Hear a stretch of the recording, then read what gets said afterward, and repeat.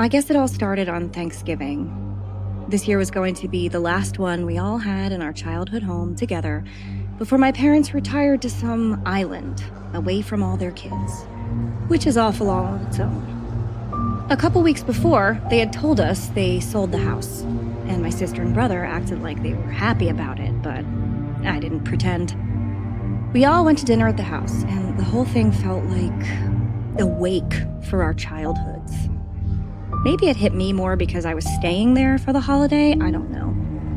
I watched my mom boiling potatoes in the big pot. You know the one. Every family has that super big pot that only makes its way out of the garage once a year. Well, my mom was making potatoes in it. And it all just felt so sad. And then, this is the moment that she decides to tell me that when they move, they're going to cut me off. Just like that. She said they would be retired and not have enough income to pay for a, quote, full-time grown child. I couldn't believe what I was hearing. What the hell did they think I was gonna do now?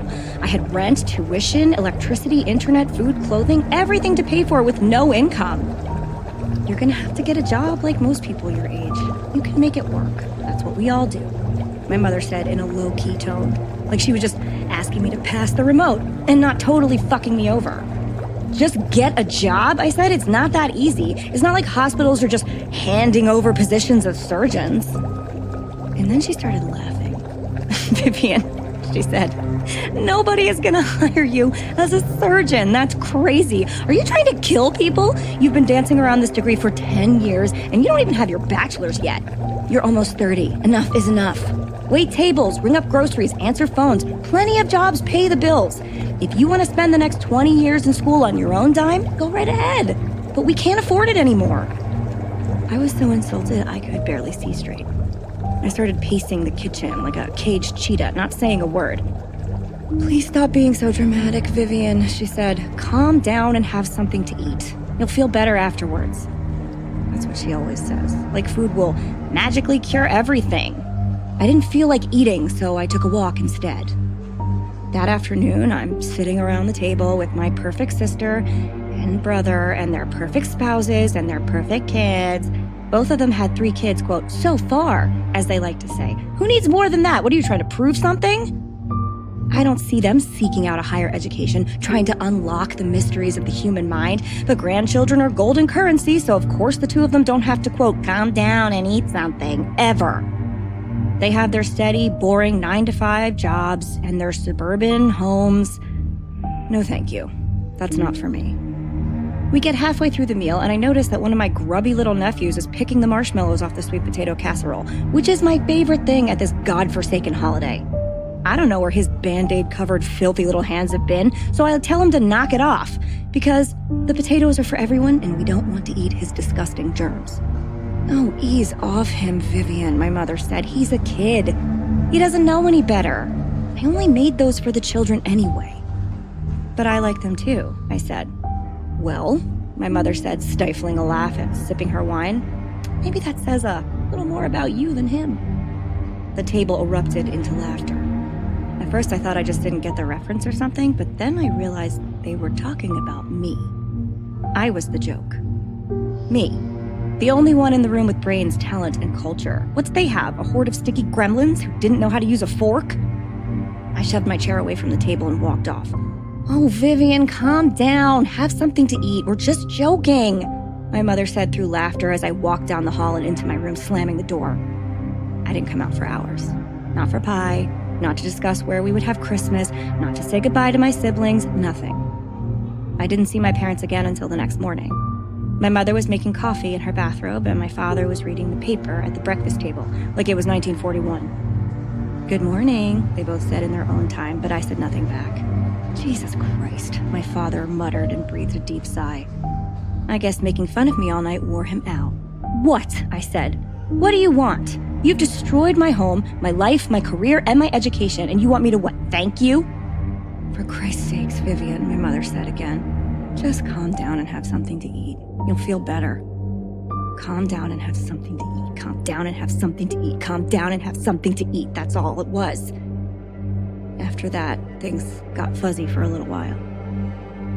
I woke up later that night with my head down on the dining room table, as though someone had just said, "Heads down, thumbs up," and I fell asleep. The table was immaculately set around me, and the soft piano strains of A Charlie Brown Christmas were trickling through the speakers of the house. Dinner was just about ready. It was warm in the house, so I could tell I had fallen asleep with the stove on for quite a while, and my head ached horribly. Next to my right hand was an empty wine glass, which is definitely why I was groggy. Why did I have to drink so much? I got to my feet and stepped over the groceries my mother had dropped on the floor when I caught her off guard in the hallway. I expertly avoided the pool of slick blood leading to the kitchen, the one I forgot about earlier and almost broke my neck. I always was a fast learner. I smiled as I approached the big pot on the stove. You know the one. The one that only comes out of the garage once a year. "Well, you were right," I said, opening the pot. "I really just need to calm down and have something to eat." I could tell from her eyes that we had reached an understanding. They said, "I never should have doubted you," as they stared at me, solid and unblinking, from the bottom of the pot. I'm Holly. I'm Leslie. And we would be dead.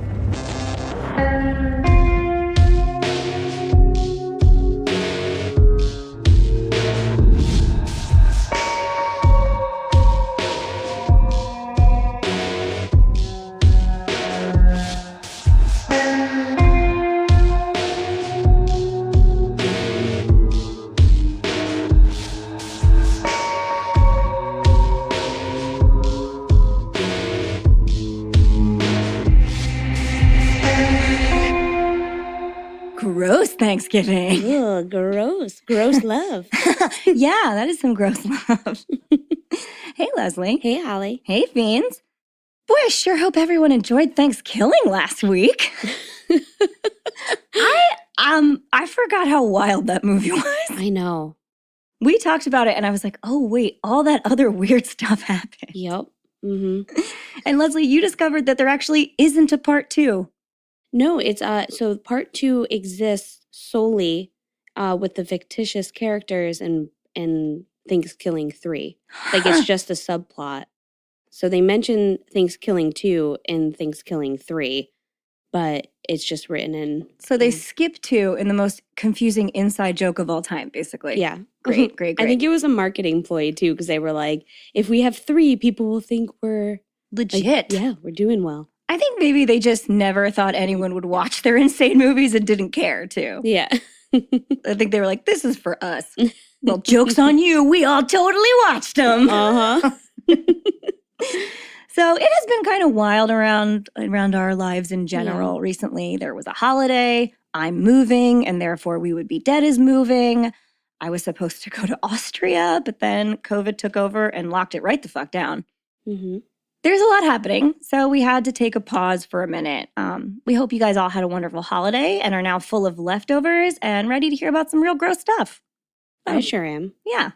And speaking of real gross stuff, the Christmas stress is real and has left me looking far more weathered than usual. Mm-hmm. I really need something to rejuvenate my skin and leave me looking decent for our 2021 Christmas special, because holidays mean video content. Woohoo!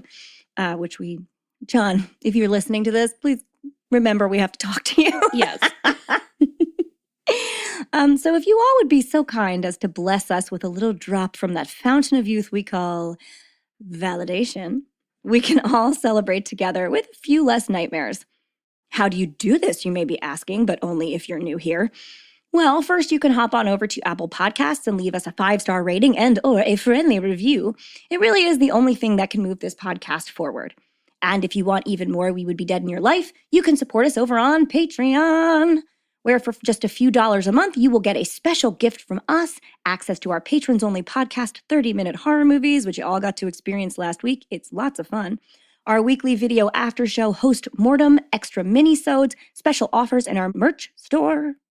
The chance to vote on the topic for our 100th episode, which we should get that poll up soon. Yeah, for sure. An on-air toast dedicated just to you and more. And if all of that is too much for you, you can simply share anything on our social media feed to your social media feed, post about your favorite episode, tell us when you're listening, tell your friends, tell your neighbors, tell that PTA mom with the perfect teeth, because I promise you, with all the pressure she puts on herself, she loves to unwind with a good murder story. What's her name? Oh, She's fancy. she would be Christine. Christine. All right, then. Tell your friends and Christine so that they can become fiends and we can all hang out together. We also have holiday merch to look out for. We gotta parade that right back out soon. Yeah. Our Christmas deer skull. It's not even Christmas, really. It's holiday. It could really apply to anything. Mm-hmm. Personally, I love the posters, and I can't wait to put mine up in the new house for the holiday season. They're really cool wall art. And I think that's all I have for today. Leslie, do you have anything to add before we begin? No. No, not this week. All right, then. Still full from turkey. I know, aren't we all? All right, well then sit back. On with the show. 55-year-old Lisa Guy was excited to retire. She left Jacobs Engineering, where she had worked in accounts payable for many years, on Wednesday, November 23rd, 2016, eager to see her family and enjoy some much-needed rest and relaxation. Lisa said goodbye to her co-workers and her boss, telling them she would see them on Monday, in a bittersweet tone of voice. Monday would be her last day on the job, and though they were sad to see her go, Lisa's coworkers were excited for her as she entered a new phase in her life. The holidays passed quietly, as they often do, and early on Monday morning, the staff at Jacobs began to pull into the parking lot, ready to drag themselves through the stretch of hectic time until Christmas. I'm sure there were cards signed and cupcakes in the break room prepared to honor Lisa's retirement. I'm sure her co-workers were looking for her friendly face so they could say a few kind words and give her a great big hug. That morning, however, Lisa was nowhere to be seen. By the time mid-morning approached and there was still no sign of Lisa, her boss, Jennifer Whitehead, thought she had better give her a call. Though it was her last day and there really was no work for her to do, it was wholly unlike Lisa to blow off work without so much as a call. In fact, she never missed a day. Also, it's so weird that she's retiring on a Monday. Your last day is a Monday? Oh, that's weird. After a holiday weekend? I Or mean, I'm sure there was... Maybe it was just because it was like, she was probably done, but she just came in to like clean everything out. Maybe. It was like her last scheduled day. Or maybe they scheduled it that way so she could just be like, oh, I just want to come in after like the holiday thing and say goodbye. Or like time's weird. Maybe she had to work one extra day. Who knows? Yeah. But I always think that's weird. Like, your last day was a Monday after a holiday weekend? Wouldn't you want to just be done before you leave? Well, she probably whenever she gave her notice. Oh, yeah. You know, and because it was a holiday weekend, she couldn't actually. And because she's an honorable human that was like, yeah, we'll just make sure I have all the days. She's got to get paid for that. Exactly. She wants that money. Yeah. So Jennifer started to give Lisa a few phone calls, and Jennifer got no answer. She also tried Lisa's husband, Joel. No response from him either. She called again and again and again. No answer. After lunch had passed, she began to suspect that something might be profoundly wrong. By the end of the workday, Jennifer was in a panic.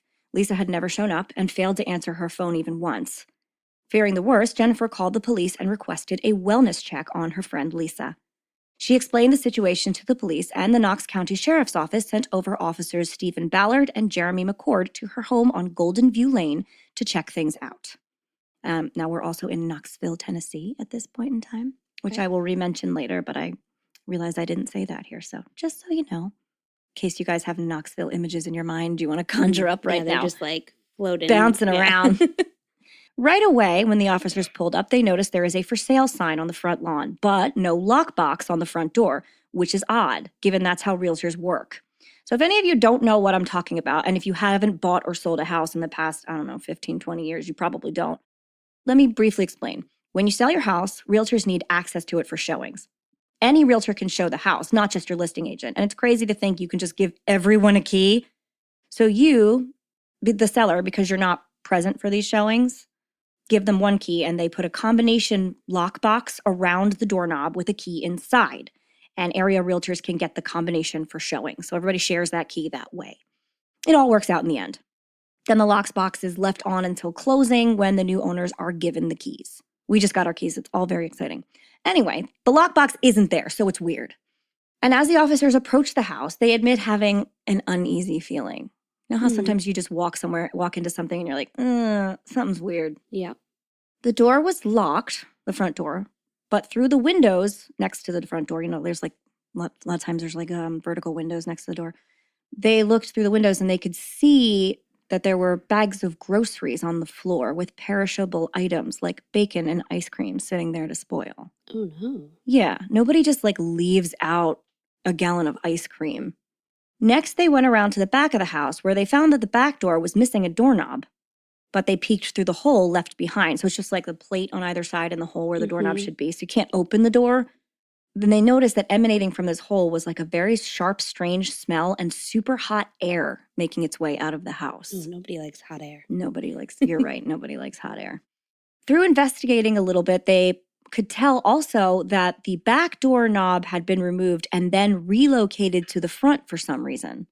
So the front doorknob was the one that was once on the back, and the front doorknob proper is gone, perhaps to remove the lockbox.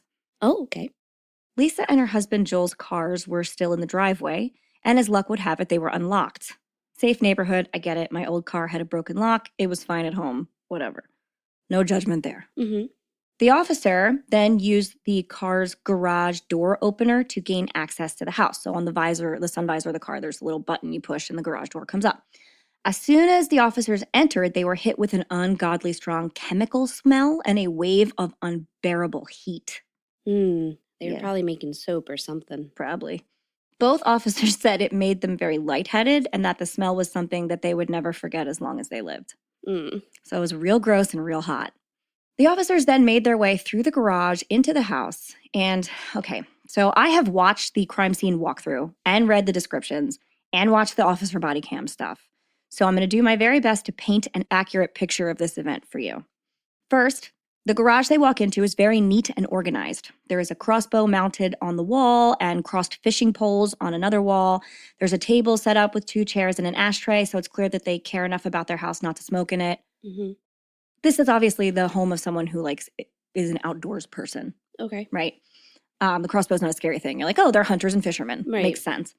Upon entering the house through the garage, you walk into an eat-in kitchen with a small table that has a patchwork tablecloth on it and 2 chairs. The table has Lisa's purse, then both her and Joel's wallets laid out open neatly next to a sledgehammer, car keys, a wrench, and a stack of money. Weird. Ominous items. Mm-hmm. Then, once you walk a little further into this eat-in kitchen, you see on the floor that there are rows and rows of bottles of bleach, baking soda, and other caustic cleaning products lined up in the kitchen alongside a bowl and some drop cloths. Then there is a very large stock pot sitting on the stove, boiling.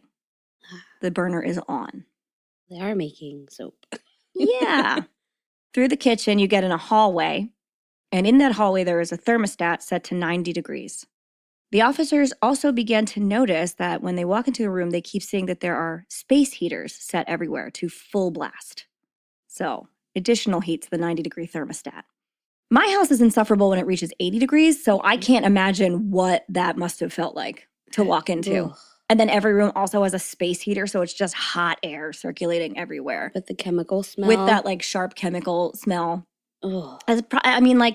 We'll find out later that after the cops go through, hazmat people have to come in to take care of the situation because it's extremely dangerous and full of, fumes. Mm-hmm. These officers probably should have had respirators on, to be honest. And it was probably extremely difficult to breathe in there, at the very least. Mm-hmm. From the second floor of the house, they then hear a dog howling.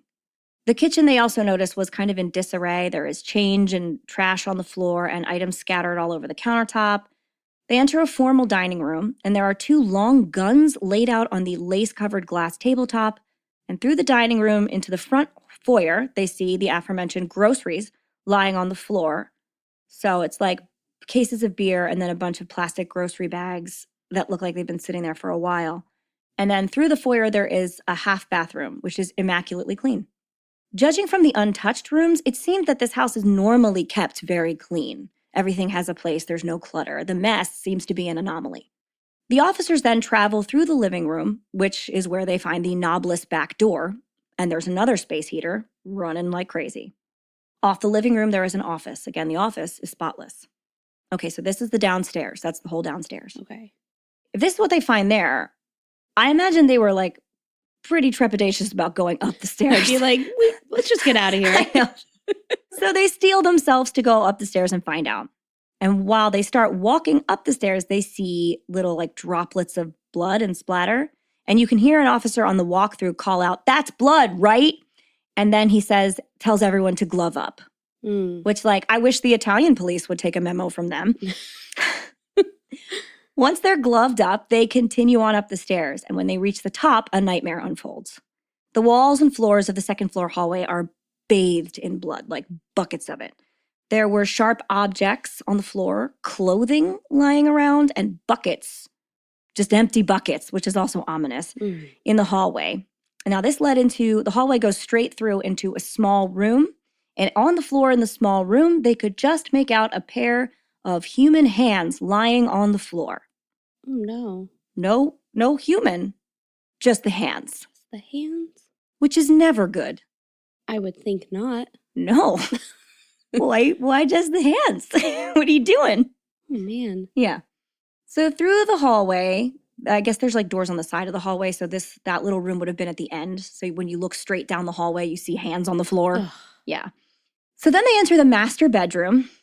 And you can tell that before whatever happened, the room was neat because the bed is made and there's like plastic drop cloths over it, Dexter style. Oh, no. Yeah. And there's plastic drapes on the floor. Then over these drapes are like piles of clothing, work lights, Clorox wipes, chemicals, bleach, muriatic acid, and other kind of weird clutter, along with another space heater set up going full blast. For like trying to clean up this area, it's like very messy. Oh, wait till you hear what his reasoning is. Okay. In the master bathroom, they then see, when they're approaching, 2 large plastic tubs. Now, these are the kind that you would put in your garage full of Christmas decorations or something. Big Rubbermaid jobs, not little ones. And in them are what the officers call, quote, a diabolical stew of human remains. Ugh. There are limbs and pieces liquefying in a very sharp-smelling chemical, we assume acid, the insufferable heat making it all the more nauseating and quicker. And he's doing that in the plastic bins? Mm-hmm. Wouldn't that deteriorate over time? No, because it's hydrochloric acid, not hydrofluoric acid. Right. We all can learn from Walter White. It's fine. Okay. I talk about the acid in a minute because you know I can't resist a rabbit hole. Yeah, no, I'd like to understand this. Excellent. In the upstairs laundry room, which is another, because we're still in the upstairs hallway, we've only done the master bedroom. The officers find, the source of the barking, which is the family dog. His name is Jake, who had been left locked up in this little laundry room without food or water. But at least he was away from. He was away. And he wasn't in good shape when they found him. Oh, no. He's tired and dehydrated, but rescuable. Okay. The dog did not die, you guys. Don't worry. Phew. Jake is a cute, mid-sized, like red-colored dog. I'll post a picture of him because I know everybody wants to see the dog. Don't lie. You're all wondering about him. I know. Puppers. I know. And I'll get down to what happened to Jake later, but it's good. Don't worry. He's fine now. All right. So Rest easy. I know. They find that the room at the end of the hallway, because they hadn't really gone all the way in it, they see the hands and they're like, we should keep looking for other stuff. So then they go back around to go in it. And they see that it's been outfitted like an exercise room or a home gym. So there's like a Bowflex and free weights and mats and stuff. And it looked as though, obviously, some horrible violence had occurred in there. The blinds are torn. The Bowflex is overturned on its side. Blood is smeared all over the floor, pooling in corners. And it's on the walls. It's just everywhere. So obviously, like a really violent fight had happened in this room. Man, that's just like anybody's home gym where there's just a lot's going on in there, but none of it's working out. Yeah, you're right. This isn't great. Just your hands? Come on. And then, having found evidence of both violence and body disposal, the officers had one final epiphany. Alarm bells start going off in their mind about that stock pot in the kitchen that was actively boiling on a burner. Right. This is what I've been worried about. So if somebody there... Running down the stairs, They want to see what fresh hell awaits them. They remove the lid of the pot to discover Lisa Guy's severed head looking back at them. Ugh. Yeah. But then, like, is this guy in the house? No. Or I don't know who. They don't know that at this point. Yeah, they though. don't know. They really don't. The person is not in the house. Okay. I'll get to that later. But, like, officers don't know that. And they go on in later interviews to say, like, after the downstairs part, they're like, this is weird, but they felt like maybe someone had been injured. Like, they had fallen and had been doing something and they didn't know what was going on. Like, okay. They didn't immediately go to, oh, this is probably a dismembered body upstairs. I mean, how could you? So they're, like, calling out for people, like, Sheriff's Department, Knox County Sheriff's Department, come out, like, call for us or whatever. And just nothing. But her head was just in there. Yep. All present body parts are then gathered and, hazmat crews come in to gather them up and send them off to the medical examiner's office. And there was such an extensive amount of evidence at that crime scene that it took days to collect. But it was immediately clear who was to blame for these events. You see, in that house, there was only evidence of one other person besides Joel and Lisa. The only person who had been staying in the home. The person who had left evidence of his involvement positively all over the crime. Joel and Lisa's youngest son, Joel Michael Guy Jr. Oh. Yeah. Now, Lisa and Joel have other children as well. Joel has 3 daughters from a previous marriage, whom Lisa also saw as her own. They were a very functional blended family. The girls' names are Shandice, Michelle, and Angela. And they are all notified by the police at this point that their parents were found dead. But there's something strange about the situation because they were told they could not come down and identify the bodies. And the kids are like, I mean, they're very identifiable people. They had like super 80s kind of look going on. They're always very tan. They love to be outside in their bathing suits. They're very Key West type people. Okay. So she's like, we can come. It's easy. And the officers were like, we can't. None of that matters. This is all we can tell you right now. So they were like, oh, what has happened? Right. And can you imagine that being all the information you're given? No. I would be off my mind. I don't know what I would do.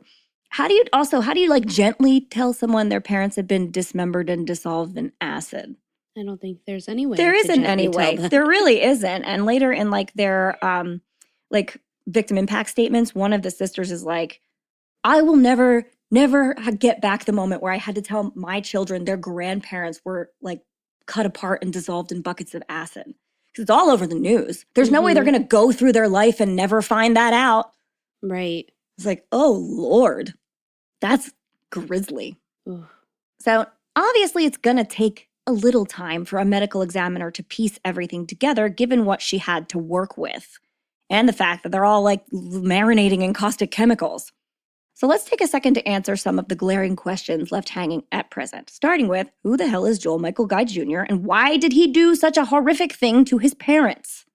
And the thing with that is I can fill in a lot of the gaps, but I don't think there will ever be an adequate explanation for what happened in that house. Oh, good. It's crazy. But in the entrance of full disclosure, we will start at the top.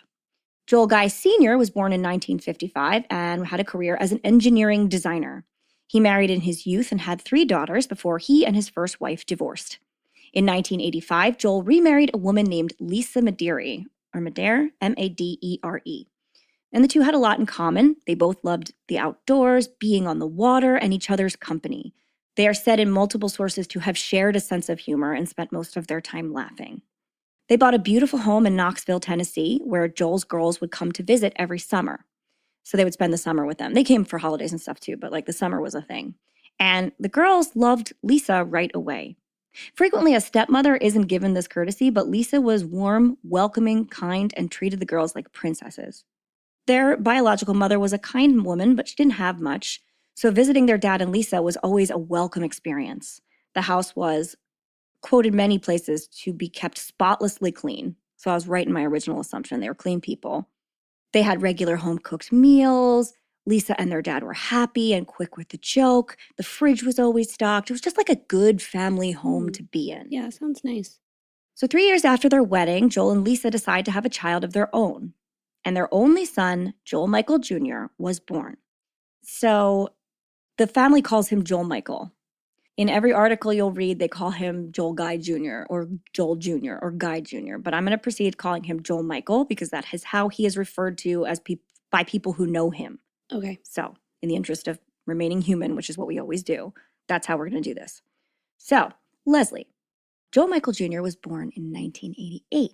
So why don't you tell us a little bit about 1988 to break up this fun moment we're all having? I would love to. Perfect. So when you first gave me this date, I was like, okay, that's like so long ago. Such a time period. You know, I was mostly thinking, I don't know why my brain went to like 60s and 70s. And then I realized as I was typing it in, I was like, oh, wait, he's a year younger than me. Yep. And then I felt really old. Okay, so since I was born just a year younger than him, I realized that he's a 90s kid like me. And so I decided to like talk about things that I did as a kid in the 90s to get us into that mind frame. Bring it. I want to hear it. What he might have been like. All right, so Skip It. Love a Skip It. The best. Skip it. Skip it. I know. I remember this toy being so cool. I don't think I owned one, but my neighbors did, and I was always jealous. So whenever I went over their house, I'd always like play with the Skip It. I was so bad at it. It was really good until you hit your ankle. And then you were screwed. Yeah, that hurt bad. So bad. The other fun game to play was Bop It. Oh, yeah. Mm-hmm. Pass it. Spin it. Bop it. Bop it. Renting movies at Blockbuster was everything in my life. For sure. And you always kept that one in the back of your car, and then you got in trouble. Yeah. Yeah, that was just me.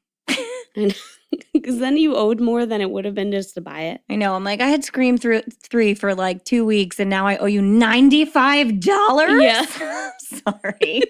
I'm going to keep Scream 3, and we're never talking again. Yeah. There's another Blockbuster I can go to. I wonder why it went bankrupt. I guarantee you I still have Scream 3 somewhere. Right. It was, okay, the excitement you would feel when you opened your lunchbox to see that your mom packed a Dunkaroos. Oh, shit. They're back now. I know they are. Violet gets them at Wawa sometimes. That's exciting. Yeah, it's pretty good.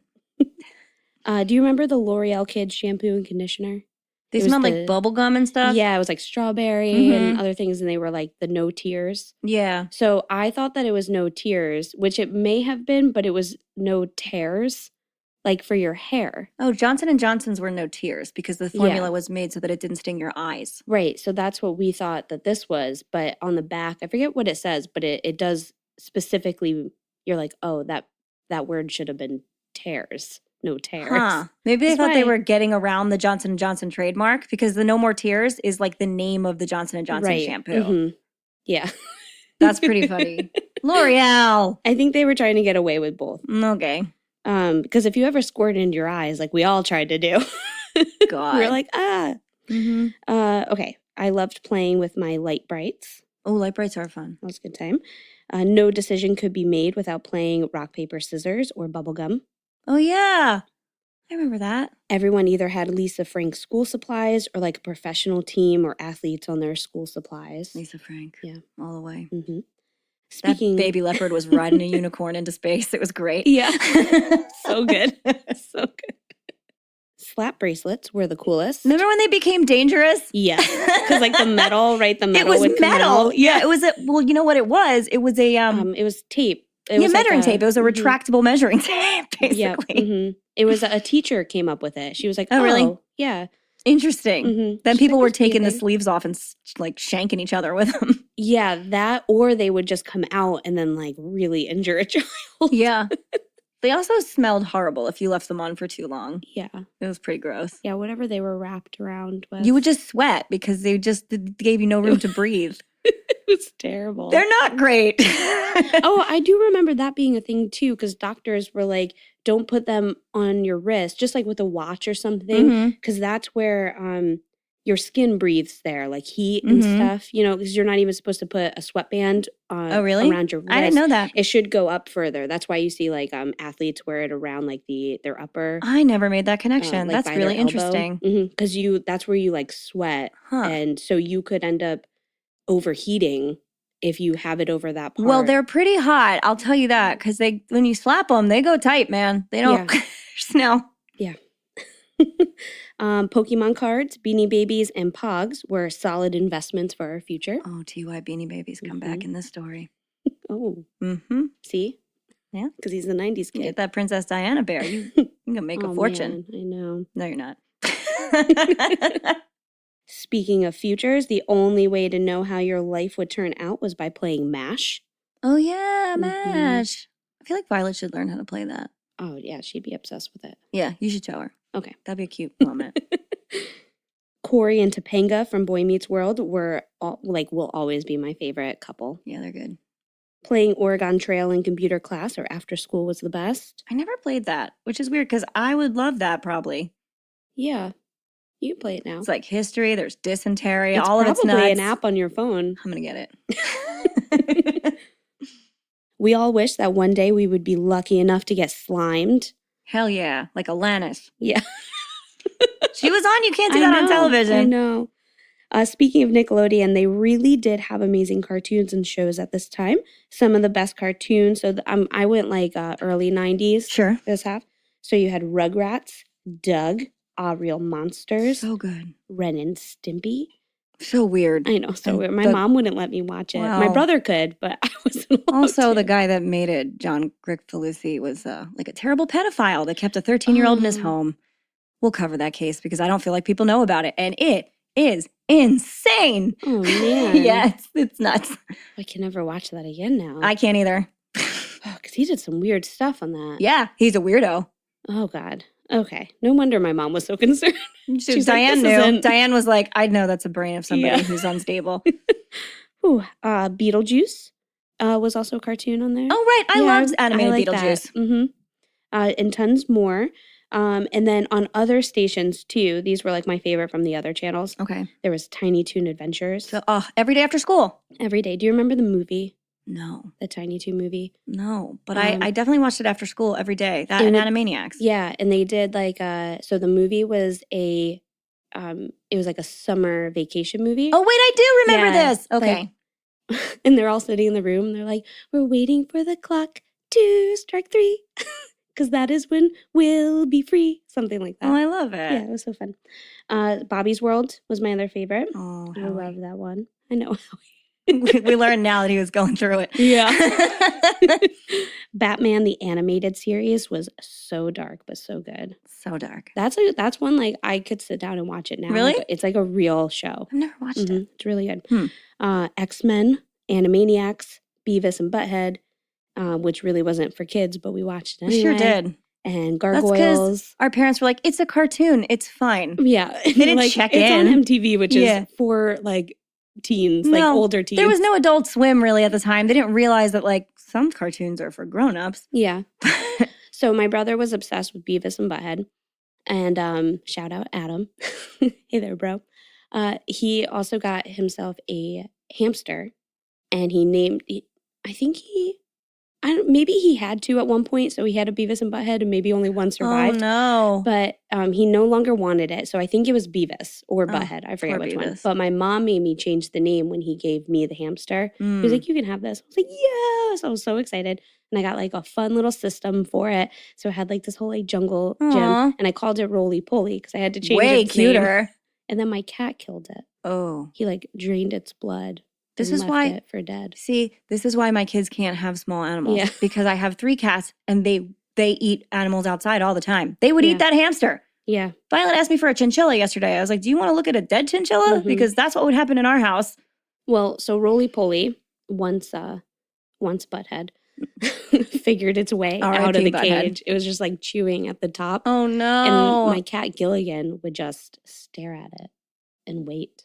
And he just waited. Oh, no. And then he gave it to me as a present. Oh, no. He thought you were anemic.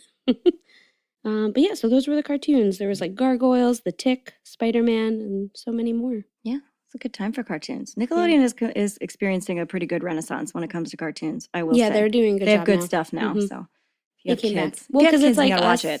It's Yeah. like us now Yeah. creating the shows. Yeah, that's a really good point. Mm-hmm. Well, we're doing great because their cartoons are good. We're so good at it. I know. I watch so many cartoons, so I can tell you if you need recommendations. Anyway, I didn't mention before the specific date, but Joel Michael was born on March 13th, 1988, in case Okay. anybody wanted to send him a birthday card. Don't, because he's terrible. So, Joel Michael is born. It's 1988. Later in life, maybe Lisa Frank will make an appearance or Yeah. something. But Lisa Guy always doted on her little boy. He had everything he could ever want. But Joel Michael was always a little strange.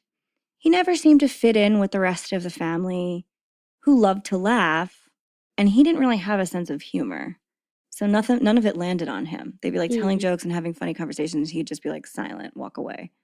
And the Guy family enjoyed being outside and spending time together.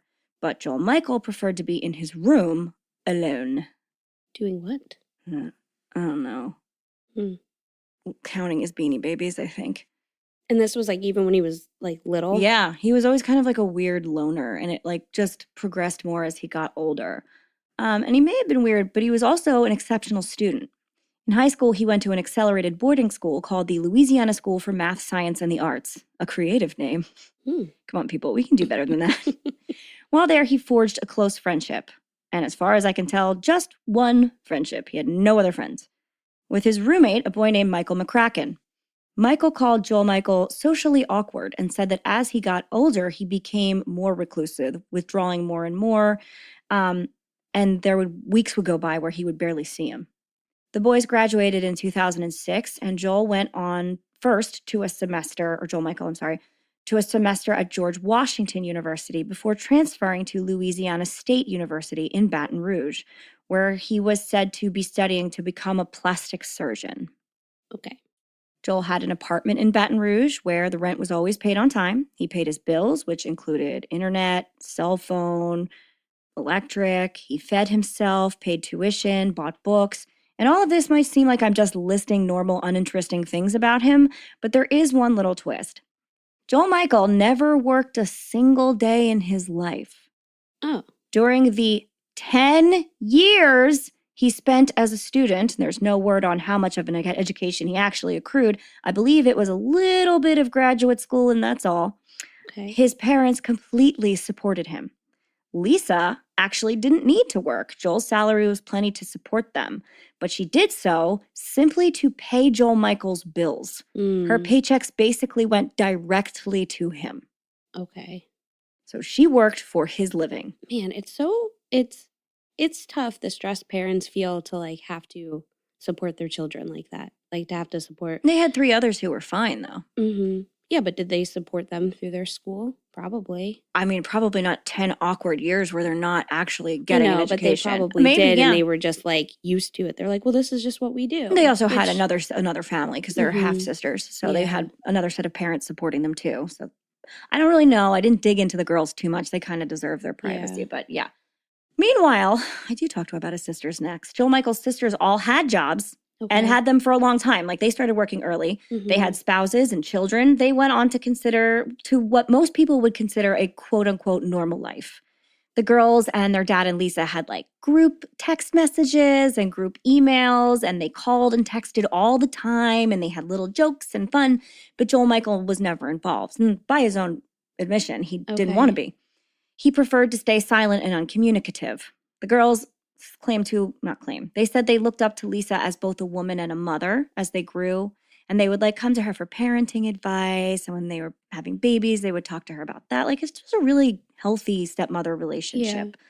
But Joel Michael saw her as a glorified cash register. His high school roommate recalls the fact that in the 10 years he knew Joel Michael, he had never met his family once, with the exception of his mother, and that only happened on one occasion and very briefly. And this is his roommate, someone he knew for a really long time. Oh, wow. Yeah. Joel really only talked about his parents in terms of them paying for things, which is how he still talks about them to this day.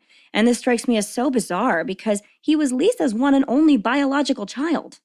Joel chose to be icy with his mother, even though he could have had all the attention in the world. Not only that, but Joel Michael was the only son, a position that under a lot of circumstances seems to foster an extremely close relationship between that child and their parents, especially their mother. But not Joel Michael. The offer was there, he just never accepted it. And that brings us right up about to 2016.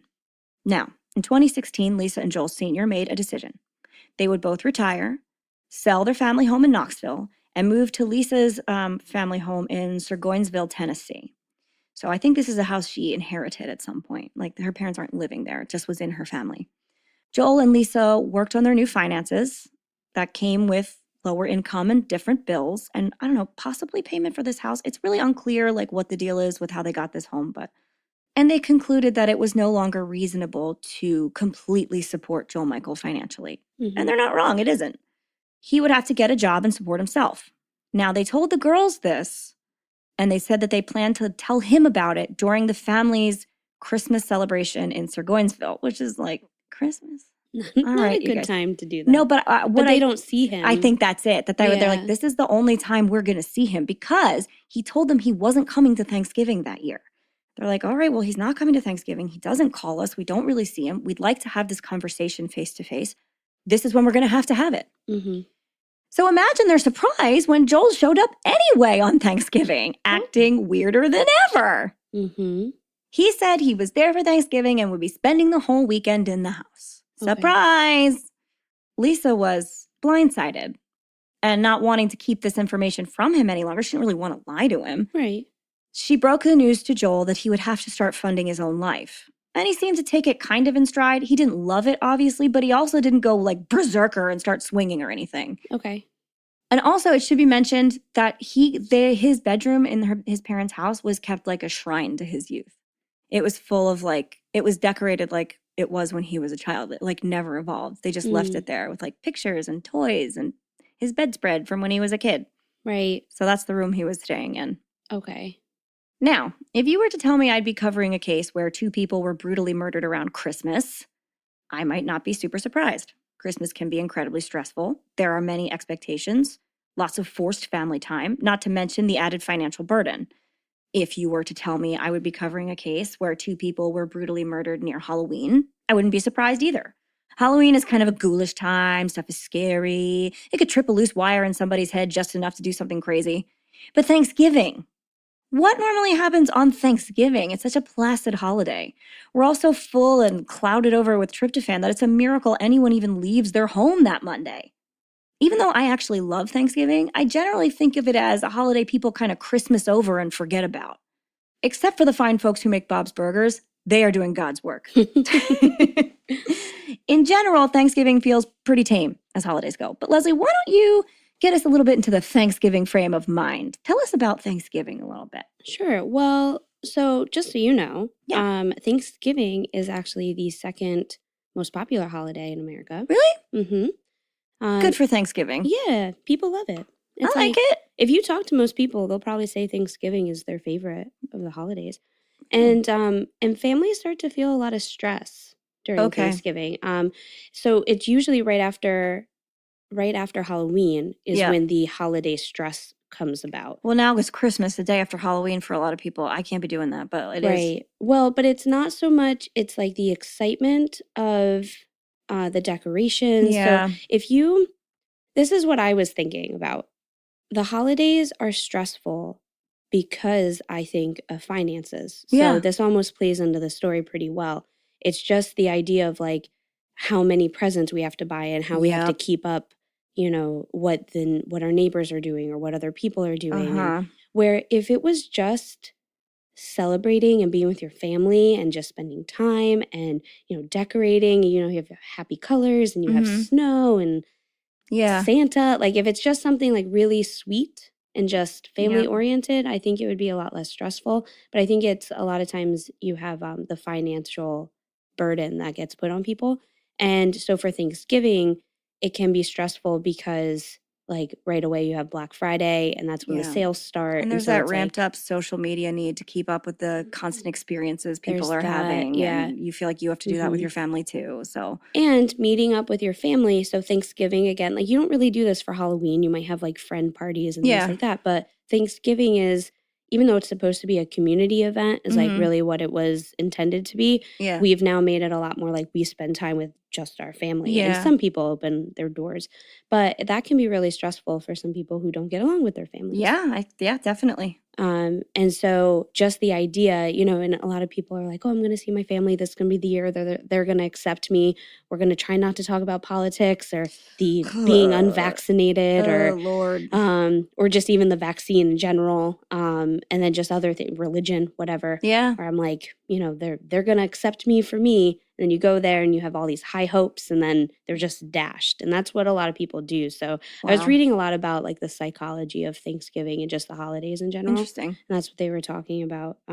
Just like a lot of people like ramp themselves, not a lot of people, but if you're one of these people, you know, and you have stress with your family already, Yeah. you ramp yourself up for all of that just to kind of be dashed. And they have a lot, I mean, you can go online and there's so many, a lot of psychologists give you tips on how to handle your family for these holiday events. Let's share one of those. Okay, so for or I mean, I can put it in the show notes. Yeah, I'll definitely share one of those. But one of them I thought was interesting, where it was like a tip if your family, you know, kind of puts on a show in front of guests. Yeah. Then make sure you bring a friend along with you for Thanksgiving or something. So you have a buffer. You have somebody that they're not going to act out around. If alcohol obviously may bring out some things, just try not to drink so you can like keep your head on and keep straight. So it was like different things like that. But I thought bring a friend with you. And that's good advice. That's very interesting. And if you can find one of those articles, if it's like a list, we'll put it in the photo suite. And if not, we'll share the full article. I think it was in the show notes. New York. The one I read was actually a New York Times article that they had open for people. Perfect. So I don't have any. So we'll share that with you guys just in case Christmas is like stressing you out. And if it is, like, you're not alone. Lots of us are stressed out about that stuff. Because, so this is 2016 too, right? So this article was written around, it was now, but it was starting from 2016 because of all the political issues. Yeah. So it'll actually be really relevant because it talks about how the politics were a hard thing to come to the dinner table with. And actually, I think I wrote one down because I thought this was interesting. Okay. So they pulled a quote from a book. In her book, I Love You, But I Hate Your Politics, Dr. Safer writes that children fight with parents about politics because they want to be seen, heard, and appreciated for who they are. Parents fight because they feel betrayed by differences and interrupt them as reputations. Because political values are increasingly a central part of people's sense of identity, rejecting a loved one's politics has become a personal slight. It means rejecting them. Yeah. Yeah. So I just thought that was interesting how it was like the parents and that's very kids and interesting. how and you could use that for anything, whether it's religion or, how you identify. Yeah, the dynamic is just anything. very different. Yeah. It's just like a horrible cycle that we keep putting ourselves through. Absolutely. So maybe just even knowing what that cycle is can help break the cycle. Yeah. But on some positive notes, I got some fun Thanksgiving facts. Give us a few fun facts. Okay. So Minnesota raises the most turkeys in the U.S. The Butterball Hotline answers 100,000 turkey-related questions every year. Tell me about my turkey. Yeah. I hope some of them at least are like, what was his name? Where did he live? And they call it the Turkey Hotline. Nice. Yeah. The day after Thanksgiving is the busiest day of the year for plumbers. Don't be pouring oil down your sinks, people. Don't do you it. Gotta stop that. I know. Knock it off. It doesn't work. Calvin Coolidge was given a live raccoon one Thanksgiving, the president. What a gift! So in 1926, President Calvin Coolidge was gifted a live raccoon who was intended to be on the table instead of a turkey for the first family's Thanksgiving meal. Like they were going to cook it? Yeah. You don't cook the raccoon? That's terrible. I know. Well, they were going to eat it. That was their thing. This was 1926. Still hate it. He and First Lady Grace Coolidge weren't inclined to eat the masked creature. They did not want to eat it. Good. It's fine. Cute little trash panda. Instead, they adopted the raccoon, gave her the name Rebecca, and kept her as a White House pet. Yes! I love pet raccoons. I will watch TikToks of them for hours. They're amazing. They're so clean. They are. And they're so cute. I know. They make that little chattery sound. I know. I love them. Only male turkeys gobble. Oh, I knew that. It was on a Snapple cap. Yep. Mm-hmm. Females cackle, purr, and yelp. Yeah, That's how we gobble. Jingle Bells, written by James Lord Pierpont in 1857, was originally written as a Thanksgiving song. The title was originally One Horse Open Sleigh, which I didn't know that. You're really just sleighing around. It's not like... No, it's just like a winter song. Christmas. Until 1859, which was only 2 years after it had been written, they renamed the Jingle Bells. They renamed the song to Jingle Bells and made it a Christmas song. Oh, interesting. So in 1705, the town of Colchester, Connecticut, what up, CT? Oh, there it is. Postponed Thanksgiving because their molasses shipment was affected by foul weather. Oh, no. I thought you were going to say foul play. Anyway, I continue. know. It took all of me not to write that. So no molasses meant no pumpkin pie. Oh, no. So the whole town agreed to wait another week. This reminded me of like an episode of Gilmore Girls for Jill out there. She'll be like, yeah. She gets that. They all had a town meeting and they were like, no molasses. No pie. Well, then no Thanksgiving. Yes. They'll be like, agreed. All right, then. Holiday weight gain accounts for most of the thickening associated with aging. The thickening. The Sounds like a terrible movie. Right? So according to a 2000 study published in the New England Journal of Medicine, the average person gained 1 pound between the Thanksgiving and Christmas holidays, coupled with the fact that most individuals tend to gain 1 pound a year throughout adulthood. The seasonal thickening may play a large part in the general weight gain that accompanies age. Interesting. Mm-hmm. And then the Macy's Day Parade started in 1925. In 1927, the first floats with large balloons appeared, and the first balloon was Felix the Cat. Aww. And did you know, like, they didn't, like, take the air out of the balloons. They just let them float away originally. No. Yeah. And then they were like, this is a problem because these ginormous balloons, they also didn't have, like, size restrictions. So there was, I forget what year it was, but there's, like, that's a whole thing of, like, a terrible year where, like, they were, like, causing so much destruction. Of course. That's like a 90-foot balloon. That's a ton of, like, plastic or whatever, canvas, whatever it is, just, like, laying in a field or in an ocean somewhere. That's terrible. Yeah, because I think they just thought they'd float away and it'd into be fine. what, space? Yeah. Okay. And then they were like, oh, that's just, like, breaking apart. Yeah, it's so bad. Oh, no. But yeah, then there was a whole year of, like, the parades where they had to create restrictions on the sizes because they were just, like, terrorizing the town. Take the air out of those things and fold them up when you're done. Stop it. I know. But yeah, so those are fun facts. Just like Sonic the Hedgehog descending on your neighborhood.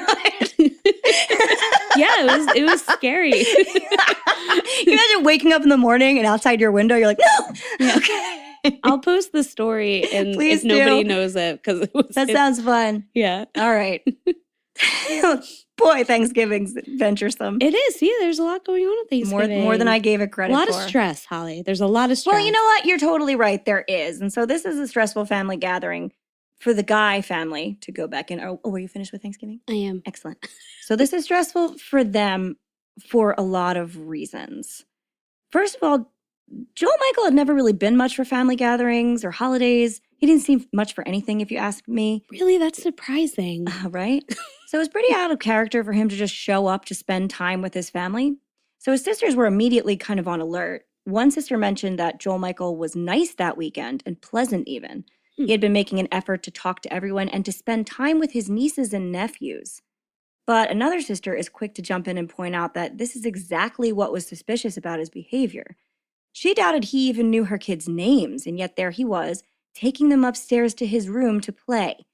Which, let's be real, is also highly suspicious behavior for a grown adult man. Yeah, I don't like that at all. I don't either. He was taking the kids up to his, like, childhood bedroom full of toys and showing them things, and he was making a point to give them all some of his collectible TY Beanie Babies. Yes. There they are. Best uncle ever. There you go. Yet again, this is super weird to his sisters because he never cared about their kids a day in his life, and here he is, like, giving them things. I like the dynamic though with the sisters because it's like you have the one that's probably a little naive. She was just like, it was really nice. He was very being confused. Nice. Yeah. The other sister's just like, no. This is clearly gonna be bad. Like, you don't just do this for no reason. So his sisters were thrown really off kilter by all of this, and they found themselves subconsciously keeping track of his whereabouts throughout the house. Okay. They talk about, like, they were like, we were kind of like aware what he was doing and where he was going because we didn't know what was going on. But subconsciously, they all kind of came to the conclusion that they needed to keep an eye on him. But also because he's moving around, and if he's normally just in his room or not there, they're probably just, it's like having a pet. You're just like. And they said he was kind of like just haunting everything. Like, they'd go upstairs to put something in the laundry or whatever, and he'd just be like there. Oh. Yeah. So, anyway. In retrospect, they see now that Joel knew full well what he was about to do, and he was already overcompensating for it. Okay. So There were other strange things about Joel Michael's behavior that weekend, like the trunk full of large blue plastic tubs he brought with him. His sisters had seen them and wondered what he was up to, but shrugged it off because he was weird. So maybe he has totes in his trunk. Maybe he was taking home his stuff from his childhood bedroom. Who knows? So Thanksgiving came and went. There was turkey, there was family, there was weird Uncle Joel Michael, and this is pretty average for most families. A weird uncle is nothing to write home about. At the end of the night, I mean, like a lot of people have one. We all have a weird uncle. Exactly. At the end of the night, everyone else went home, leaving Joel Michael alone with his parents and a terrifying plan. A terrifying plan that had been mapped out in painstaking detail down to every last little thing. How do we know he had a plan? Well, in the words of one of my favorite comics, and I'm paraphrasing here, the weirdest thing about serial killers is the journaling. The comic is Pete Holmes, if you're wondering, and Joel Michael Guy isn't a serial killer, but you get the picture. You see, in addition to the blood and fingerprints and weapons the police had found, they also found a backpack in the guy's home in Knoxville, a backpack that had clearly belonged to Joel Michael. I imagine it had his name written in Sharpie on it like a third grader, but that's just my brain. And in this backpack, there was a notebook titled The Book of Premeditation. Well, there it is. Premeditation! You know, the one thing a murderer never wants to confess to. You never want to say the crime was premeditated because then you get a murder one charge. That's the thing that bumps you up that totem pole to death penalty territory. And he was in the South, so you know it was there. And here is his to-do list / a stream of consciousness planning for the days leading up to that event. Asterisk, get carving knives, bullet point. Get killing knives, quiet, multiple, to make small pieces. Bullet point, get sledgehammer, crush bones. Bullet point, bring blender and food grinder, grind meat. Bullet point, get bleach / denature proteins. Bullet point, get plastic bin for denaturation process. Bullet point, does not matter where they're killed. Just get rid of bloody spots to prevent evidence of underlined time of death, parentheses, not the mattress or couches. Bullet point, get rid of bodies inside the house, there and my DNA is already there. Bullet point, open up doggy door to provide entryway. Then this is crossed out. He needs to be blamed, not intruder. No explanation for that. Bullet point, flush chunks down toilet, underlined, not garbage disposal, in parentheses. Bullet point, get plastic sheeting for disposal process. Bullet point, get hollow point bullets just in case. That's crossed out. Will be seen buying bullets. Just use computer room gun, arrow. Check to make sure there are bullets, parentheses, last resort. Bullet point, he's not alive to claim her half of the insurance money, arrow, all mine, parentheses, $500,000. Bullet point, flood the house, covers up forensic evidence. Bullet point, turn heater up as high as it goes, arrow, speeds, decomposition. Bullet point, bleach reacts with luminol just like blood, arrow, douse area with bleach. Bullet point, big sprayer, bullet point, lie, bullet point, trash compactor? Body gives time of death, arrow, alibi, bullet point. Don't have to get rid of body if there is no forensic evidence on the body, bullet point, all caps, his fingerprints and DNA. I'm gonna get more of this journal later, but that's just a starter. That's just his pre-crime list. He's very organized. Yep. The police took one look at this journal of completion or whatever he called it. Oh yes, the book of premeditation, which is worse, and said, well, clearly you've done a murder. And for the oldest reason in the book, to collect their life insurance money. Because as it turned out, Joel Sr. and Lisa had a policy that stated that if they both went missing or died suddenly, Joel Michael would receive the full $500,000 payout. The thing he didn't take into account, though, was that this was totally null and void if he happened to also be the reason they both turned up missing or dead. Right. And he made the grave mistake of leaving his backpack and his book of premeditation behind at the crime scene. So essentially, he left the police an intact crime scene with all of the evidence and a detailed written confession. Brilliant. So good at it. Yeah, and so the police set out to find Joel and place him under arrest, obviously. Now let's hop forward into the future a couple days for a minute. I mentioned earlier that when the crime scene was discovered at the Guy house, there was an absolute fuck ton of evidence for the police to sort through, and it all pointed back to Joel Michael. And we're talking more than just all the body parts and the full confession. Like what, you ask? Well, like receipts for cleaning products, a letter to a plumber in Louisiana about cleaning out the sewer pipes, and the murder weapon sitting in the bathroom sink. But in case crime scene evidence seems too circumstantial for the courts, there were other things to fall back on. Joel Michael was also caught on several surveillance cameras buying the supplies he would later use to murder and attempt to dissolve his parents. He used cash for all of these transactions, and self-checkout most of the time because in his brain then he wouldn't have to interact with anyone and no one would see him. But I think he failed to realize that it was 2016 and there are still cameras everywhere, which is weird at a Walmart where they are right in your face. If you're at a self-checkout at Walmart, you can see your own face on camera. I hate that. I know, I do too. I'm always I look terrible. No, I'm like, I look suspicious. No. So the cops tracked Joel buying supplies for the murders as far back as November 7th, when he purchased several items at an Ace Hardware in Napoleonville, and the products he bought there included muriatic acid and food-grade hydrogen peroxide. Now, a side note on muriatic acid. This is something that is almost always on the murderer's buffet of body disposal options. But it occurred to me that I never really explored what it was and why it's so stupid easy to buy. We can't buy most super strong acids at our local Ace Hardware. So what is this one and why is it different? Well, to start, it is simply a lower concentration of hydrochloric acid. So basically, it's bleach's angry cousin. Mm-hmm. Hydrochloric acid is very good at cleaning grout and stubbornly stained toilet bowls and tubs. It will etch concrete for resurfacing and balance the pH in a swimming pool, so you can usually find it in pool stores. Mm-hmm. It is approximately the same pH as stomach acid, if you're looking for a comparison, which will eat through a battery, in case you need a reference, but does not break down rubber. So you can save your hands from becoming a melted battery with the simple use of rubber gloves, hence why it's not going to melt those plastic tubs. Okay. It's also not the most effective method of body disposal. While muriatic acid is very dangerous to work with, and it will burn the shit out of you, it will not completely dissolve a human body, and in fact seems to do a better job on bone than it does on fatty soft tissue.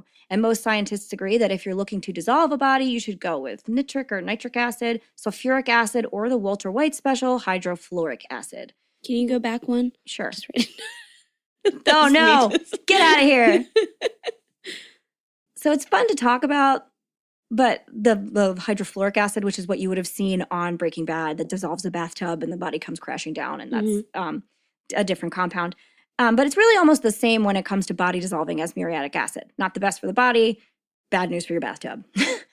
What it is very good at doing, however, is a real number on your lungs.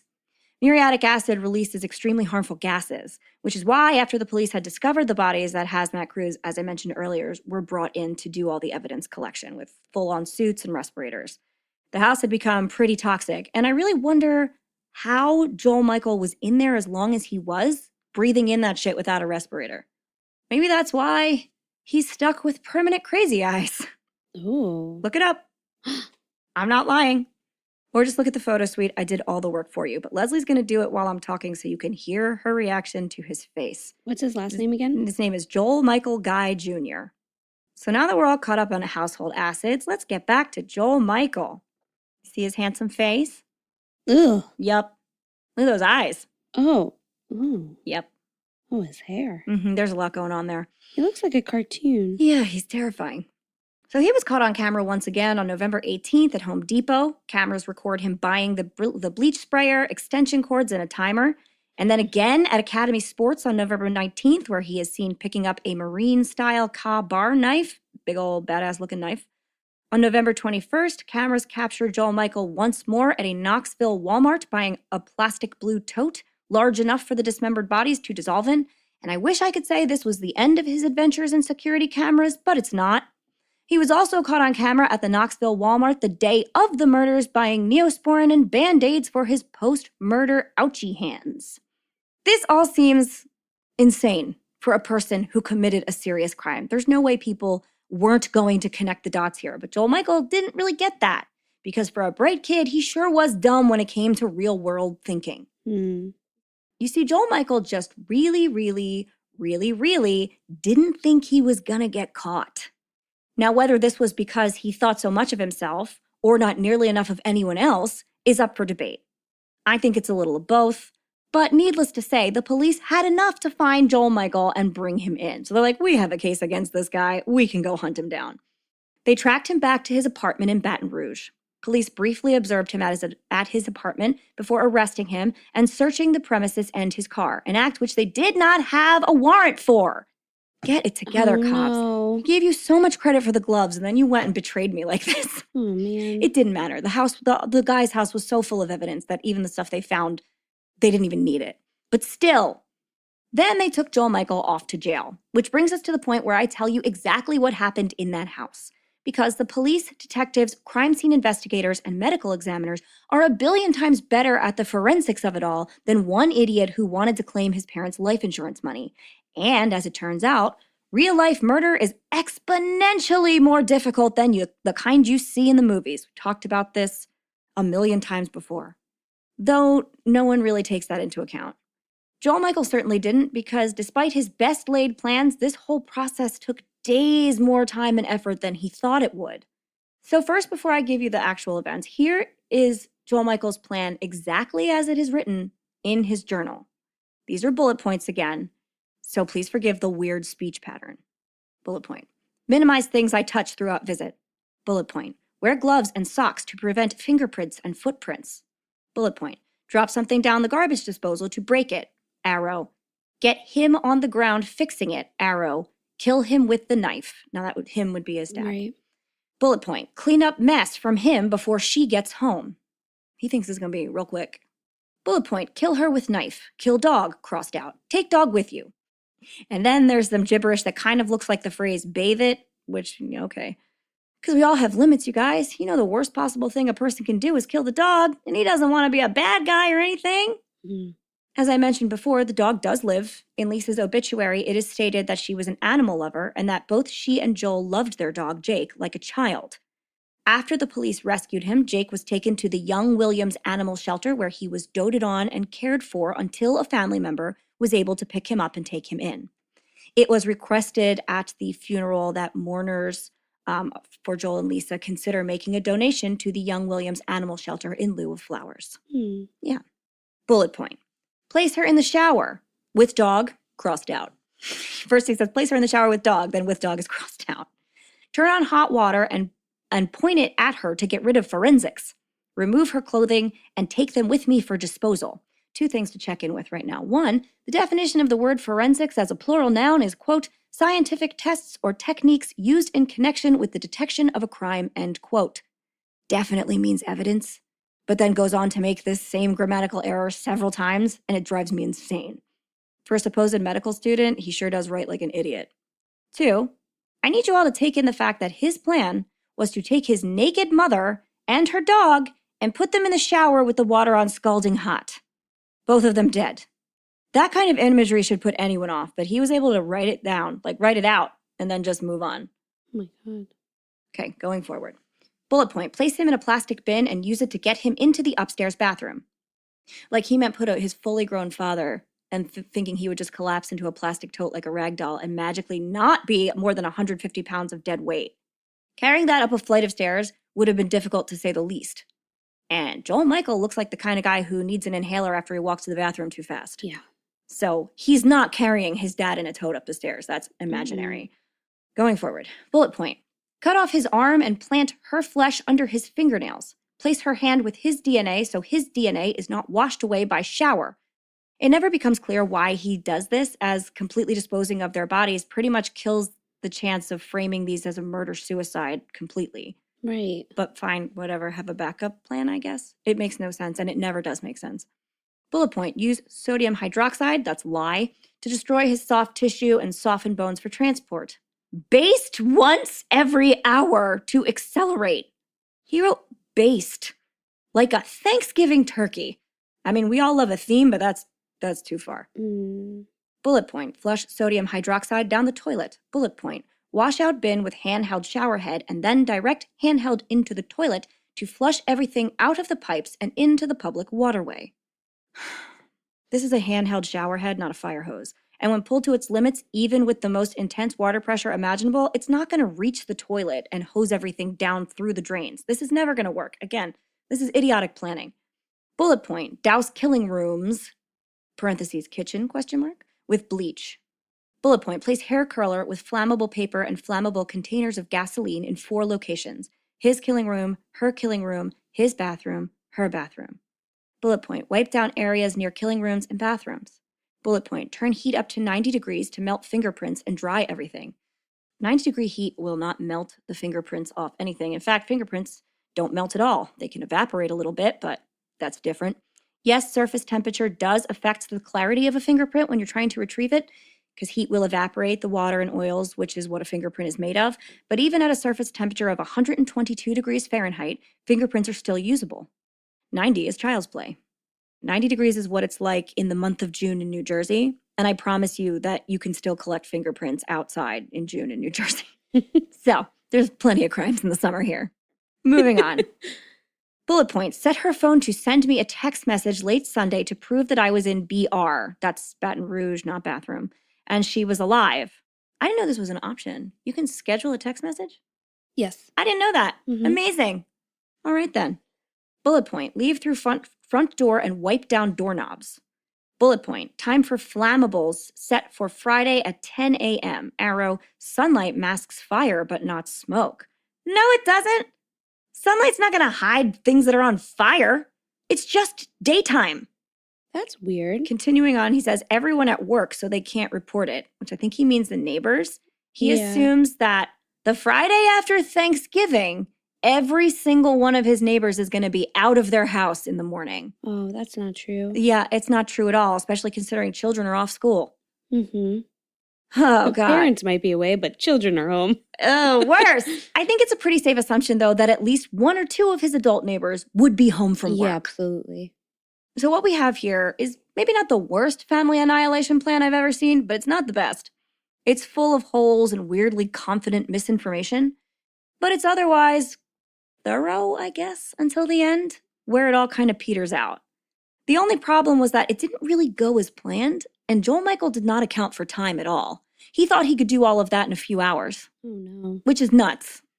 So here's how it actually went down. The garbage disposal thing didn't work at all. So Joel Michael ambushed his father in the upstairs home gym. Now, Joel Michael also wildly overestimated his own strength and underestimated his father's. Joel Michael was a sitting down kind of guy, and his father, an active, avid outdoorsman, who even in his early 60s put up a considerable fight. Joel Michael ended up stabbing his father 42 times, and those are just the sharp force injuries that medical examiners found, could have been more. Before he died, Joel Sr.'s hands were covered in defensive wounds, and there was every indication that he fought like hell, grappling in a fight that lasted for a while. Joel Michael was also injured in this fight, which posed another problem. Once his father was finally dead, Joel Michael was kind of exhausted, so he cut off his father's clothes and left the body in the weight room, as his mother would be home at any moment and he needed to save his strength for her. Sure enough, Lisa returned home from Walmart in the early afternoon on Friday. Because we know this because Lisa was seen on security cameras at Walmart at 12:15 that day alive. So we can only assume that within an hour from that time is when she got home. Mm-hmm. Joel Michael was already off his original timeline, as he was like setting fires by then. Mm-hmm. So Lisa entered her home, breezing into the house through the garage. She dropped her purse, wallet, jacket, and keys on the kitchen table, then brought all of her grocery bags in, along with 2 cases of beer she'd purchased, and left them in the foyer. Then she went upstairs, maybe to find her husband to help her put away the groceries. Maybe she had to let the dog out of the bedroom or something. We don't really know why she went upstairs, but it seemed to be like a habit she had, because Joel Michael was waiting at the top of the stairs expecting her. When she reached the top of the stairs, Joel Michael was there, lying in wait. He jumped on her from behind and stabbed her in the back at least 25 times just in the back, because medical examiners found, again, 25 sharp force injuries in her back. The wounds were 6 to 7 inches deep, which means there was a considerable amount of force behind them, and the knife used was sizable. Her injuries reached several major organs and her spine. Lisa had over 31 stab wounds that they could find in total. And after she was dead, Joel Michael cut off her clothing and began to dismember her. Lisa's head was severed from her body. Her arms were disarticulated at the shoulder, and her legs were disarticulated at the knee. Then all of those parts were put in a tub. Jesus. Joel Sr.'s hands were removed in the exercise room where he was killed.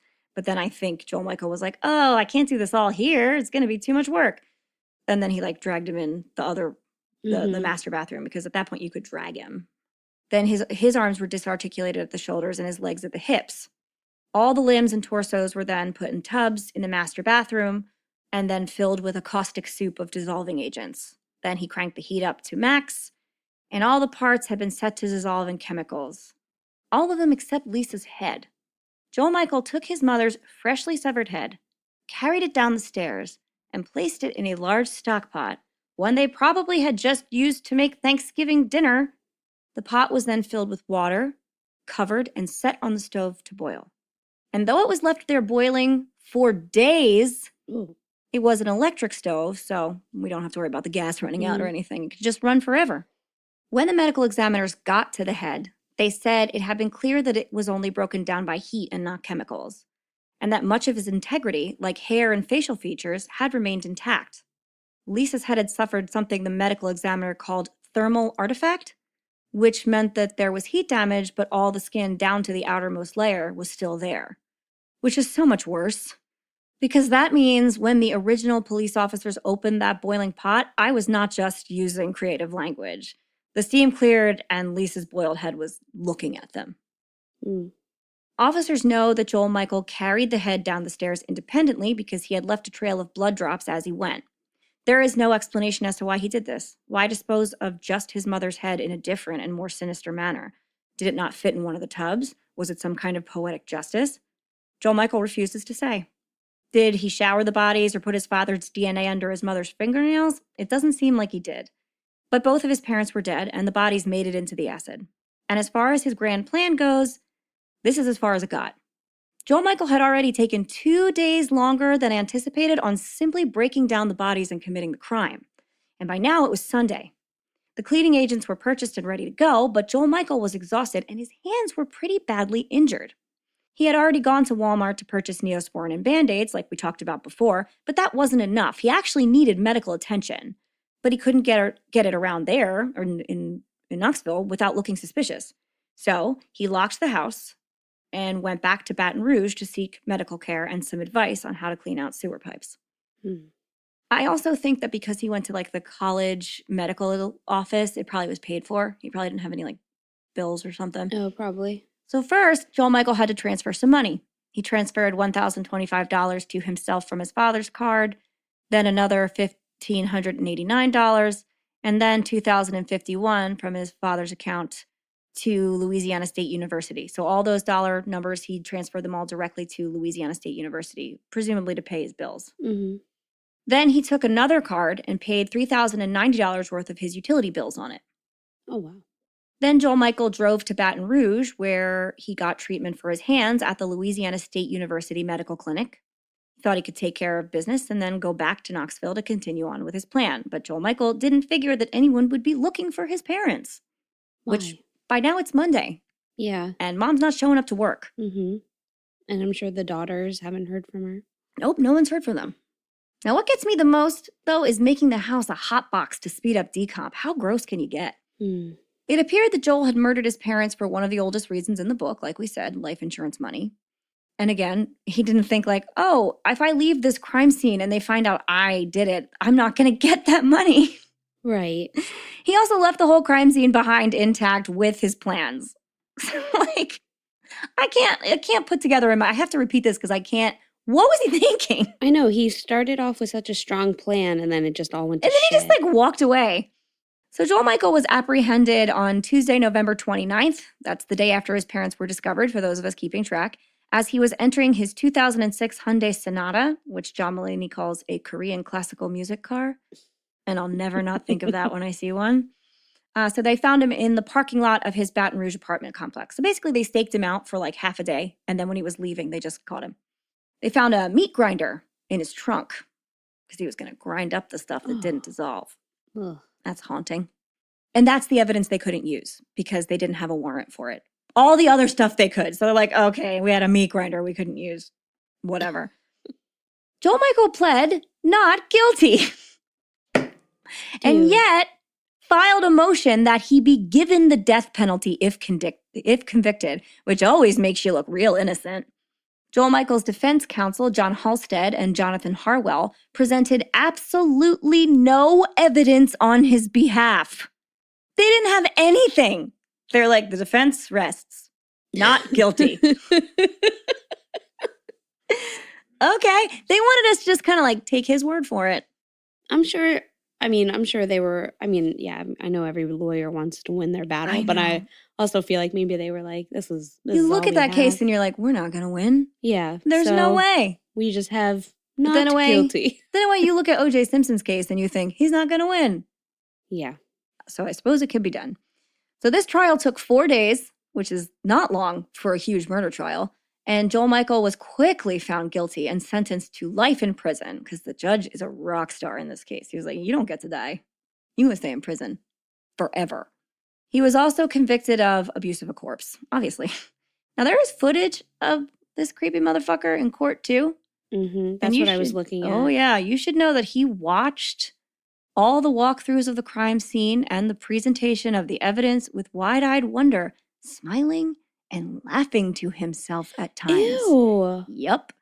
He looks terrifying to begin with, but those big bacon eyes staring down blood-soaked photos of his parents from behind a shiny face shield is an image I don't think I'll ever shake. Because I think the final trial didn't come into play until like COVID precautions were taken because he does have that face shield on. He does, yeah. The judge in his sentencing, though, was amazing. I think it's just a sentencing hearing that he has the face shield on for because he's probably convicted and then the sentencing is later. The judge in his sentencing was amazing, saying to him that, quote, you think you're smarter than you really are. And then the judge went on to explain that in reality, the crime was committed in a very unintelligent manner. So he was like, you're stupid. According to WVLT-TV, Judge Sword, which is a badass judge name, said that Joel Michael showed no remorse for his actions during the trial and even appeared, quote, proud of his actions. He also said that Joel Michael has, quote, a depraved mind that would not be changed over time and that he wished he could have handed him a harsher sentence. Joel Michael hasn't done super well in prison either. He got himself in real big trouble recently for threatening to gouge his roommate's eyes out. Or his cellmate, they don't get a room. And he appears to have a large swollen tumor on his jaw. Yeah, I saw that. His face is real distorted right now, and there's not a whole lot of word as to what it is, but he doesn't look great. Obviously, the remainder of his family hasn't spoken to him at all. Joel Michael was not even named as one of Joel and Lisa's children in their obituaries. I don't blame them. He did speak to one person, though, after his sentencing, his old roommate, Michael McCracken. And the conversation is strange, to say the least. Here's a little snippet. Joel Michael, quote, consider me dead and move on with your life. I genuinely want you to be happy. Why did I do this? Blah, blah, blah. I just did word vomit at you. Michael McCracken, quote, it hurts my heart. You've been my best friend for my entire adult life, and I don't know if that will ever change because of what you did. I'm not totally surprised. I don't know what to say. Just angry and lost and confused and disappointed and upset. And I'm mourning you like you're dead, even though I'm talking to you on the phone. It's taking everything I have to process and to maintain my sanity. Joel Michael, quote, I think about you all the time. You were the only good thing in my life. Wow. The only good thing in his unimaginably privileged life, which he chose to not populate with any family members or friends, was this one guy. Maybe they were more than friends. I know. Because that sounds intimate. Like but you know what? That's not listed anywhere. I'm not placing anything on anybody or casting any kind of expectations. It's just a thought that briefly landed in my head. And if that's the case, I feel even worse for poor Michael McCracken, who is probably having an awful time reconciling a lot of things right now. Yeah. It was interesting that because what was he saying that he's not surprised? I don't know. Yeah. It was a confusing conversation. It is, and there's only little snippets of it anywhere available. You can't really listen to the whole thing. So there's probably things. Yeah, I think he was saying like I wasn't surprised because he's always been this like weird guy. He's like, I heard this about you. I wish I could say I was surprised you did this, but I'm not. I'm just sad. I just thought that was like kind of weirdly revealing and also weirdly sterile, you know? Because this is the only person in his life. He has no other people. This guy was walking out in the world completely anonymous. He had no friends to check in with, no nothing. Which is one of the scariest parts of this case. But let's not finish on that. Let's finish on statements from Joel and Lisa's family, who lost 2 wonderful, warm, and caring parents in one fell swoop. A family who will never be able to shake this event from their minds, no matter how much they deserve to. Quote, this has impacted my kids, the defendant's half-sister, this is like a court quote, Michelle Tyler said. Quote, and for that, I will never be able to forgive. I rest easy knowing that God is okay with my choice not to forgive someone that has murdered my parents. We'll go on to another. Quote, Dad was my best friend, says Angela Crane. And I'll never, that's their other daughter, obviously. And I'll never get to hear his laugh again or his incredible hugs. I'll never get to sit and banter with him and hear the same stories we've all heard over and over, but they're still just as hilarious because Dad was such a storyteller. Then she went on to speak about Lisa. Quote, she was the most loving and giving person I've ever met. She would give the shirt off her back to anyone. She was my best friend, too. They were both robbed of seeing their grandkids grow up. And there lies the real tragedy. This family, a family who loved each other and enjoyed their time together, was torn apart by one man's incomprehensible greed and inability to see his life as a product of his own choices. Wow. Mm-hmm. And that's the story. It's hard because we don't know much about him. No, like nobody. There's did. no way to know because usually you find out things from people who knew them. Like we covered Ted Bundy. There were plenty of people who knew Ted Bundy and could talk about him, women, friends. Mm-hmm. You know, Ed Kemper was the same. He knew people. They talked to people. Even Jeffrey Dahmer had people that knew him in his life, even though he was kind of reclusive. People still knew Jeff. He went out to bars. He did stuff. There's none of that here. He reminds me, Joel Michael, reminds me of the kind of scary that we were warned about growing up. Like the kid that didn't talk much and that kept to himself. He seems like the kind of person where if we knew more about his childhood, we'd be like, oh, he shot kittens in a trash can and probably lit fires and wet the bed and connect all the dots. Right. It just feels like there was I'm sure there's mental illness there too. There's no way there's not, but there is no psychiatric profile anywhere on this guy. Mm-hmm. I mean, not that I think he deserves a lot of saving. Again, an unrepentant person that committed a disgusting crime. I guess, will he have, I'm sorry, did he get sentenced to death or is it just life? No, life. He has 130 years. So I wonder if there'll be any other psychological information that comes out that he might have something, because just based on the little bit of his childhood, the fact that his family will say that he didn't laugh with them. Yeah. And he didn't really, there was hardly any emotion. Yeah, that's a dark kid. That clearly a dark kid. So maybe there was a lapse there. Possible. Yeah, just a lapse that doesn't allow him to accept, I don't know. Does he have psychopathic tendencies? What, where we don't really know. And I don't know how the prison system works in Tennessee. I don't know if there's mandatory psychological help or if it's voluntary. Right. And so if he it's might voluntary, not want it. He's for sure not getting it because he's already telling his roommate he's going to gouge his eyes out. True. Cellmate. Sorry, I know they don't have a roommate. So he's really not looking to do better. And he told his one and only person in the world to just consider him dead and move on. Doesn't sound like someone who's getting therapy. No, definitely not. So yeah, I never heard that before. No. And it's crazy because I know that it's kind of happening. It just happened. They just finished the sentencing. I realize I didn't put the date of his sentencing, and that is my fault. I'm sorry. I mean, his sentencing was clearly more recent because of you can see the COVID precautions. Unless they just put a face shield on him like Hannibal Lecter. It says here he was convicted October 2nd, 2020. 2020. Yeah, I see that now. So, okay, this happened during COVID time, so that's why everybody's shielded up. If you go, his whole trial is online. You can see it. You can watch it. You can watch the walkthroughs. This is a very, very well documented court-wise case. So if you have the desire to explore it more fully, you can do so. And there's a lot of stuff in our photo suite, obviously, that'll help you out with it. But I'm not going to put anything that's too horrible for Instagram in it. But yeah, there's a lot out there. So yeah, that's my Thanksgiving case. Wow. Up until I saw his photo, I unfortunately was imagining George Michael from Arrested Development. Christmas I was just, I did plant that in your head. Yeah. Definitely not. He's very different looking. Very different looking. Not the same. But that's who I was just I know another. No, he's like a pasty squid of a man. Yeah. So, yeah, it's not great. What a terribly sad story. Yeah. Toast? Toast. All right. Well, to the sisters. Yeah. To Joel Sr. and Lisa and their 3 daughters. Yeah. And the whole family, the kids and things who really, God, went through it. And to McCracken. Oh, poor Michael McCracken. I do feel sorry for him. That's your your guy, your friend, your best friend in your whole adult life in the whole world, and that's what happens. That's a lot to grapple with. And I could also imagine that he's probably dealing with the stress of people wanting him to have answers for them. Which I'm sure he doesn't. Yeah. He's just like, well, if you knew him so well, what was he like? But I'm sure he might know a little bit more, but he doesn't have to. No, he gave him what he could. He was like a weird guy, stayed in his room a lot. He got more reclusive as he got older, and then they faded out of touch, I guess. Yeah. I don't know, but yeah. What was the dog's name? Oh, and Jake the dog. Jake. So cheers. Yeah, cheers to everyone except Joel Michael. Yeah, not him. Bye. Right, and we have 3 new patrons. 3! Hooray! Yes. We have Anna Marie, Amy Lynn, and Sarah Rumpeltz.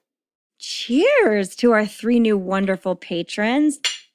Thank you guys for supporting us. We love you. We hope you find our extra content fun and interesting. There will be more of it coming soon. So be on the lookout for Thanksgiving 3. Mm-hmm. Not 2. Not 2, but 3. Because there isn't a 2. And I think that's all I have for this week. And if our family bonds weren't stronger than dollars, we would be dead.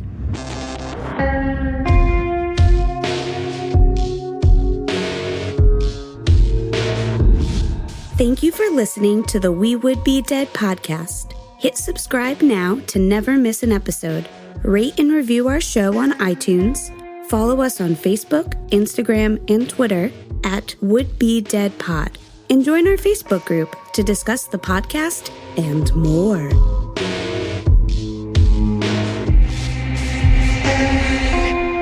No pie? Well, then no Thanksgiving. Agreed. All right, then. The thickening.